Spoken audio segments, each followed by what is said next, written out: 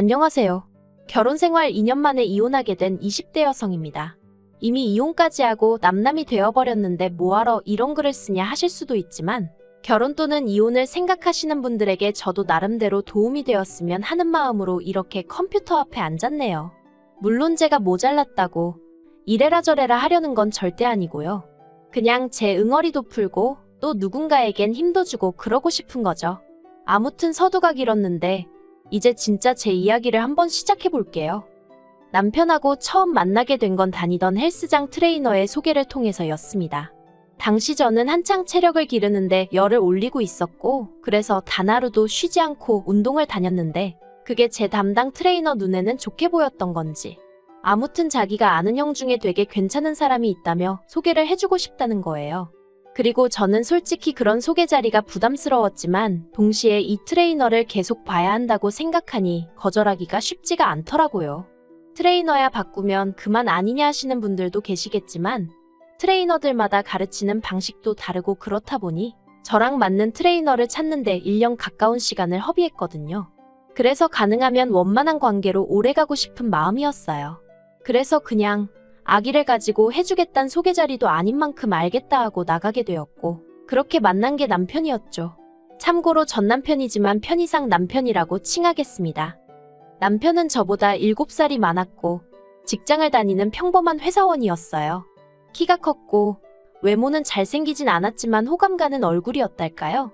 하지만 그런 것보다 저를 사로잡았던 건 남편의 어른스러움이었습니다. 당시 저는 25살이었고 남편은 32살로 지금 생각해보면 남편 나이도 그렇게 많은 게 아니었는데 어째서인지 그때만큼은 남편이 그렇게나 어른스러워 보이더라고요. 주변 또래 남자친구들에 비해 훨씬 생각이 깊은 것 같기도 했고요. 아무튼 돌이켜보면 그땐 제가 너무 어렸고 세상 물정도 모르고 멍청해서 남편을 좋게 봤던 거죠. 실은 아무것도 아니었는데.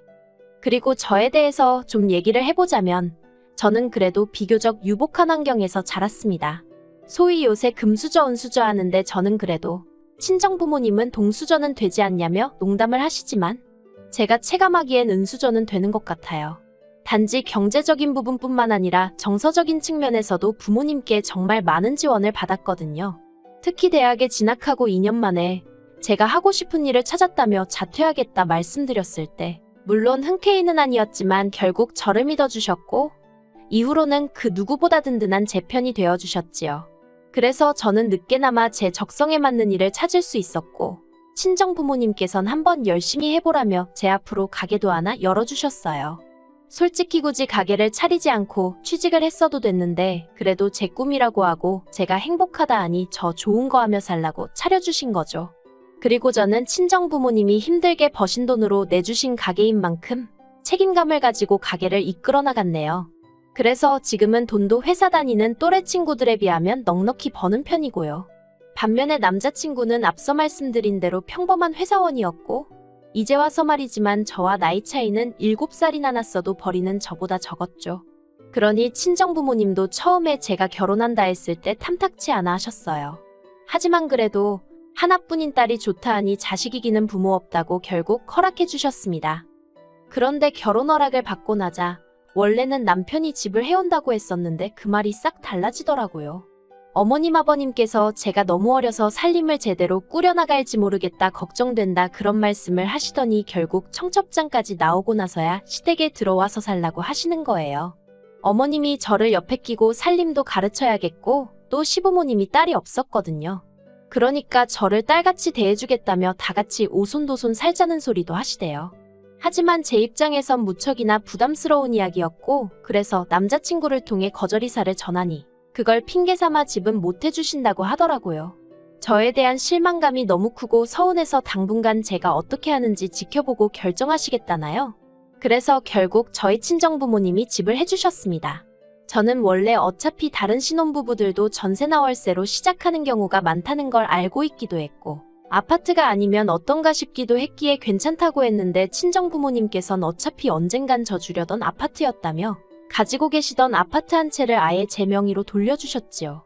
그런데 이 사실을 시댁에서 알고 어찌나 좋아하시던지 특히 결혼하고 얼마 지나지 않아서부턴 계속해서 틈만 나면 부부는 일심동체여야 한다며 공동명의를 하라고 자꾸 저를 설득하려 드셨는데 솔직히 들어가서 못 산다고 말씀드린 이후로 괜히 시부모님 눈밖에 나게 된 건 아닌지 무척이나 신경 쓰였었어요.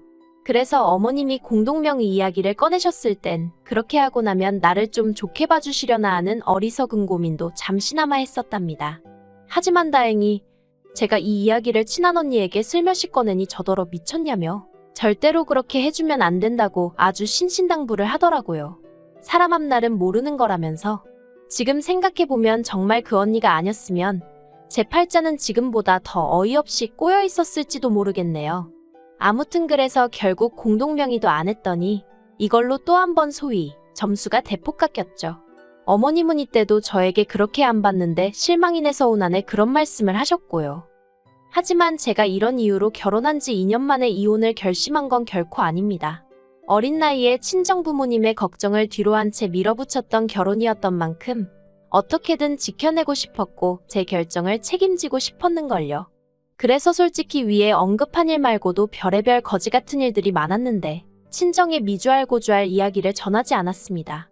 친정부모님이 걱정하실게 뻔했으니 어떻게든 저 혼자 견뎌내려고 했죠.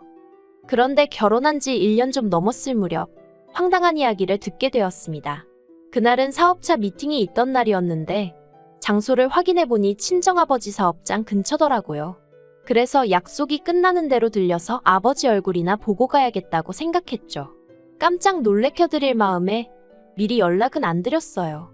아무래도 친정아버지가 사장이다 보니 자리를 비우시는 일이 잦긴 했지만 그래도 일단은 놀래켜드리고 싶은 마음이 더 컸으니까요.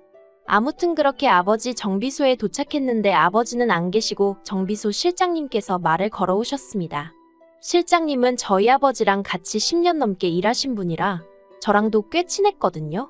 그래서 아버지 오실 때까지 시간도 보낼 겸 실장님과 이런저런 이야기를 나누게 되었는데 실장님이 조심스레 저더러 시부모님은 어떻냐고 물어보시대요. 그래서 그냥 웃고 말았어요. 그 무렵 5만 가지 일로 시달리던 차라 솔직히 말이라도 좋으신 분들이란 소리가 안 나오더라고요. 그랬더니 실장님이 이 얘기를 해야 하나 말아야 하나 싶은데 하시면서 실은 저희 아버님은 벌써 3번이나 정비소에 찾아오셨었답니다. 낡을대로 낡은 아버님 차를 끌고서 여길 고쳐달라 저길 고쳐달라 하시면서 말이죠. 그리고는 매번 올 때마다 돈도 하나도 안 내고 가신다면서 자기가 제3자긴 하지만 이건 경우가 아니다 싶고 저는 그 사실을 알고는 있는지 궁금해서 얘기를 꺼내시는 거라대요. 그 이야기를 듣는데 얼마나 속상했는지 몰라요. 저 하나 막대하시는 것도 부족해서 저희 친정아버지까지 그렇게 못살게 하셨다는 게. 특히나 저희 아버님은 어머님이 저한테 큰 소리를 내시고 억지를 쓰시면 적당히 좀 하라며 오히려 어머님을 나무라시기도 하셨거든요. 그래서 전 나름대로 어머님보단 아버님께 감사한 마음이 컸고 의지하고 있었는데 뒤로는 상식 밖의 행동을 일삼고 계셨다는 게 소름이 끼치더라니까요. 그래서 결국 친정아버지한테는 갑자기 볼 일이 생각났다 말하고 먼저 집으로 돌아왔어요. 친정아버지 앞에서 죄송해하며 눈물을 보이긴 싫었으니까요. 집에 오니 퇴근한 남편이 옷도 갈아입지 않고 컴퓨터 게임을 하고 있었습니다. 그리고 그런 남편을 향해 저는 아버님이 친정아버지 정비소에 차수리를 맡기셨다더라. 그것도 3번씩이나. 돈도 안 내셨다더라. 알고 있었냐 물었습니다. 그러자 남편이 좀 당황한 듯 하더니 장인어른이 내지 말라고 하셨다는데? 그러는 거예요. 아, 이 인간도 알고 있었구나. 정말 화가 솟구치더라고요. 그래서 남편더러 앞으로 아버님한테 우리 정비소로 가지 마시라고 얘기하라 했어요. 그런데 이 일이 있고 몇 달 뒤 아버님이 또 저희 아버지 정비소로 가셨던 모양이에요. 그리고 이때는 저도 친정아버지랑 대화를 나누고 절대로 해드리지 않는 걸로 결론을 내린 상황이었거든요. 그래서 저희 친정아버지가 이제 이쪽으로 오지 마셔라. 오늘 수리도 못 해드린다 하고 거절을 하셨답니다. 그러자 아버님이 저에게 전화를 하셔선 아주 호통을 치셨습니다. 도대체 네 아버지는 사돈 알기를 뭘로 아는 거냐? 오는 손님을 막는 가게가 장사가 될 것 같냐? 내가 왜 문전박대를 당해야 하냐? 그래서 제가 남편에게 얘기 못 들으셨냐니까 당신은 들은 바가 없다시대요. 아, 한숨이 절로 나왔어요. 그리고 도저히 남편만 믿고 있을 게 아니구나 싶어서 제가 대놓고 솔직히 말씀드렸습니다. 저희 친정아버지가 자선사업을 하시는 것도 아니고 엄연히 사업장인데 아버님이 이렇게 무턱대고 가셔선 돈도 하나도 내지 않으시니 저희 친정아버지 입장에선 손해가 크다.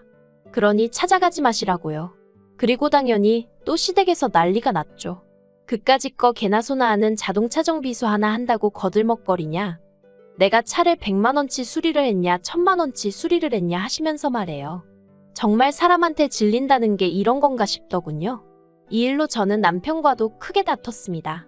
남편은 저희 친정아버지와 제가 아버님한테 모멸감을 느끼게 했다며 사과를 해야 한다고. 그렇지 않으면 자기도 저희 친정아버지한테 찾아가 깽판을 놓겠다는 협박까지 서슴지 않더라니까요.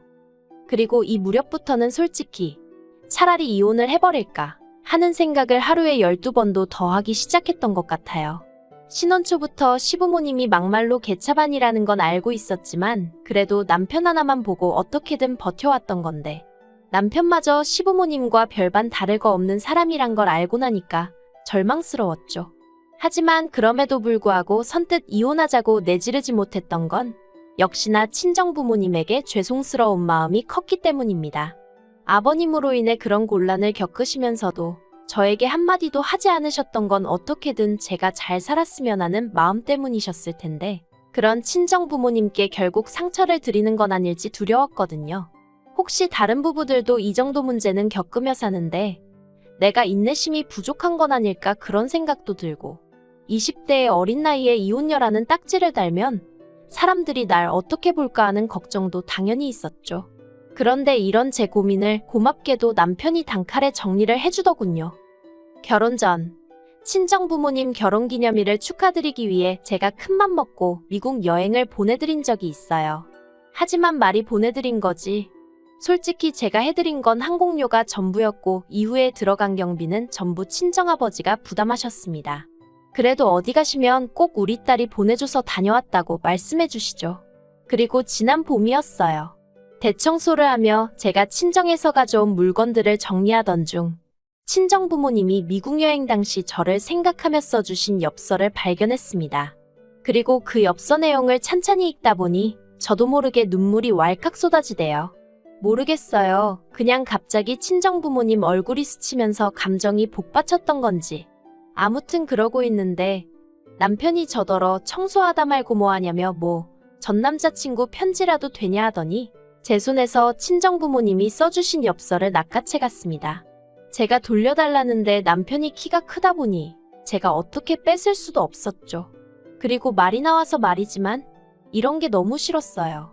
결혼 전엔 그 큰 키가 매력이라고 생각했는데 결혼 후에는 저를 약 올릴 때나 그 키를 써먹었으니 한심하기 짝이 없었죠.